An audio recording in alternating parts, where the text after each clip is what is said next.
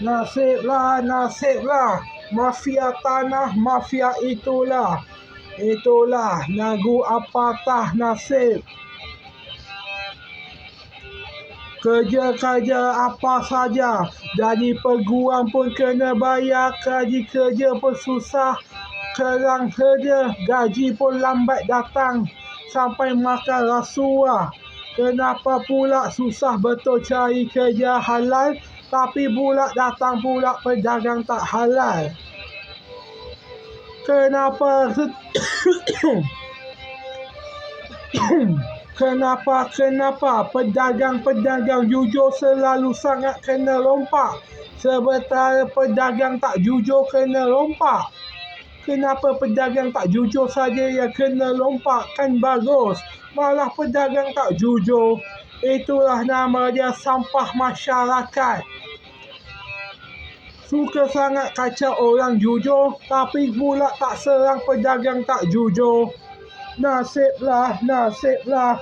Kerja-kerja, nak cari kerja halal untuk taubat pun dah dapat. Untung orang itu baik, beri peluang, tapi perangai masih tak ubah-ubah. Memang pantas. Memang pantas, memang pantas. Masuk itu, masuk gini.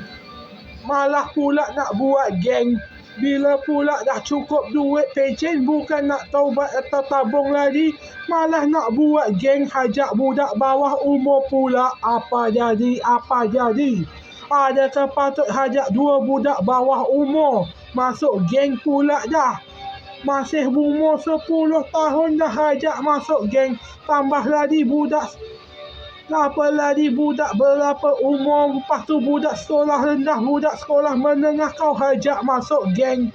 Ini orang dewasa, apakah ini? Hajar berdetak betul. Pantasan kena tangkap. Hei, hei, hei. Patutnya kena tangkap saja, masuk lokap. Oh, Dulu jadi preman, sekarang geng haram pula. Patutnya kau buat kerja halal, bukan gunakan gosip. Aku tahu orang gosip tu salah, tapi jangan pula ambil gosip itu untuk buat geng. Apa tak lagi itu anak bawah umur. Budak bawah umur, budak sekolah menengah, kenapa kau campurkan mereka?